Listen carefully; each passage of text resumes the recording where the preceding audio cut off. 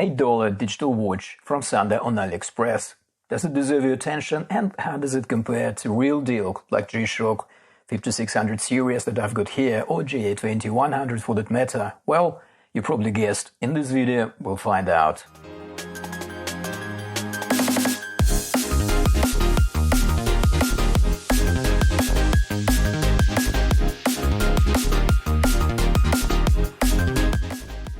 Hi and welcome to the channel. If you're already subscribed, thank you and very warm welcome back. And if you're new here, please make sure to hit the subscribe button.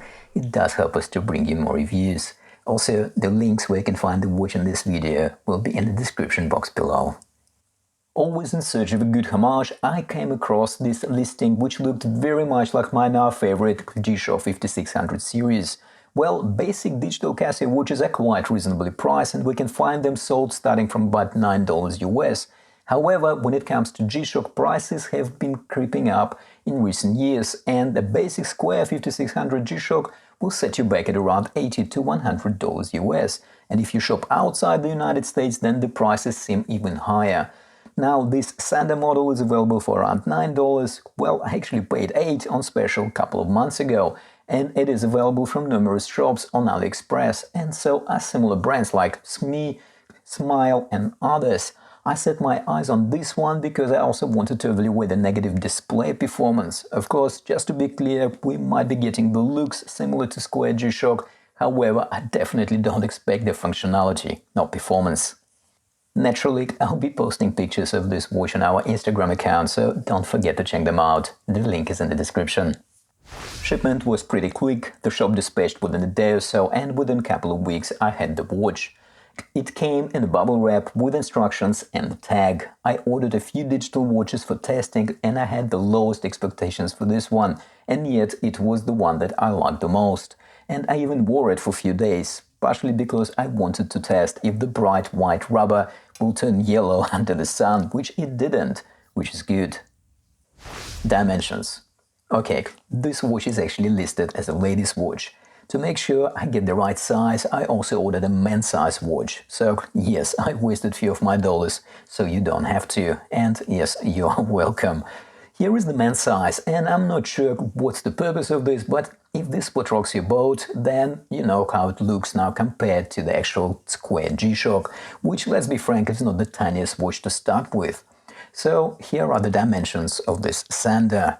44mm across, bezel height is about 34mm and width is about 38mm. The case height is about 12.5mm, lock tip to lock tip is about 47mm.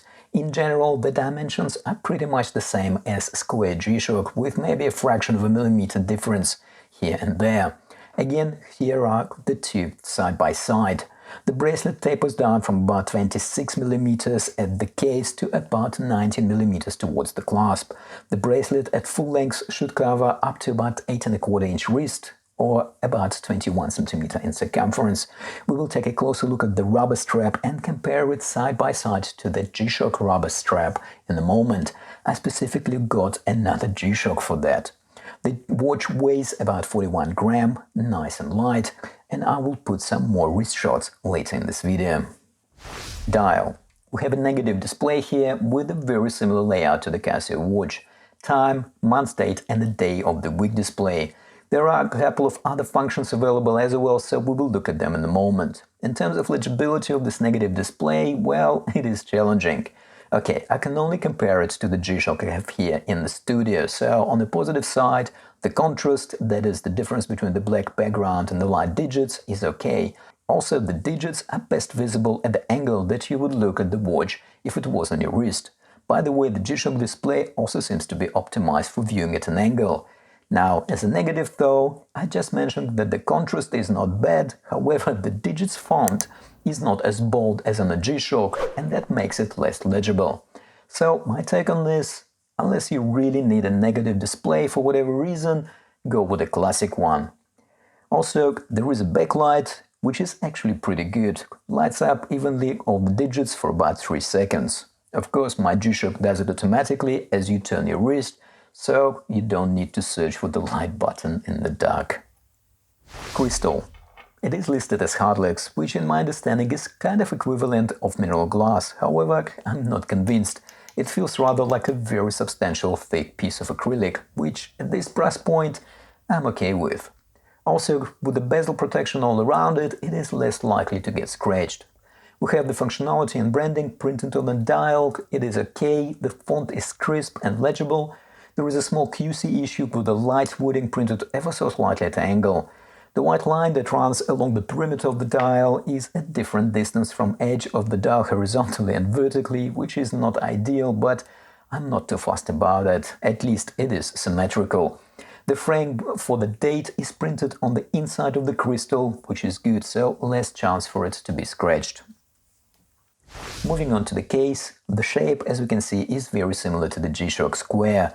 Similar protruding lugs and multi-layered case construction.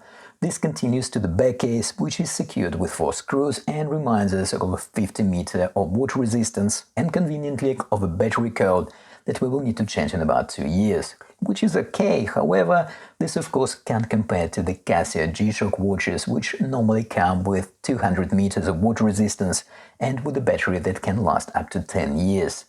Back to the Sanda watch, buttons, resistance and positions are okay. Again, not much different from the actual G-Shock.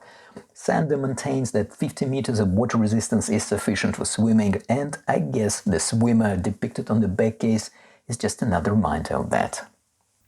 In regards to the functionality, it is pretty basic as the $9 price tag suggests. However, it's not totally useless. Cycling through the functions with the mode button, we have 100ths of a second precision chronograph with a split function, which will allow us to record first and second place times. We have an alarm and a mode to set the time, which also includes an ability to use either 12 or 24-hour time display. And of course we have a 3-second light button. Looking at the rubber band, this will be very familiar if you're used to standard G-Shock rubber bands. I compare it to a bracelet on the GA2100 Casio G-Shock I had in the studio a few weeks ago, and it is much of a muchness, to be quite honest, at least how it feels. I would speculate that the Casio rubber band would last you longer, but at this price point, not sure if it makes much of a difference. The polished buckle is simple and robust, and note here though the rubber band on the Sanda watch uses 18mm lug widths at the case attachment point, so these are not directly interchangeable with 56 series G-Shocks, which mostly use 16mm lugs opening.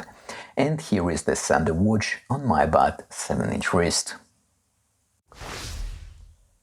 For an under $10 watch, I think it's done pretty well. It has a basic digital watch functions, it is accurate as you would expect from the digital watch, the rubber band is robust and functional, the white rubber colors seem to stick around and not fade. Well, not in the last month or so that I had this watch. And the 3-second backlight I think is pretty good. As for complaints, as I mentioned earlier, the negative display legibility is not the greatest, so the classic display would be more readable. The slight QC issue on the light wording print is a bit annoying, and I guess a bit of a more expanded functionality would be nice, like a second time zone for example.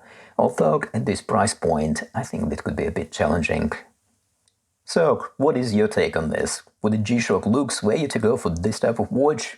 Please let us know in the comments. And if you find this review helpful, smash that like button and of course subscribe if you haven't already done so. And as always, thanks for watching, and I'll see you in the next one.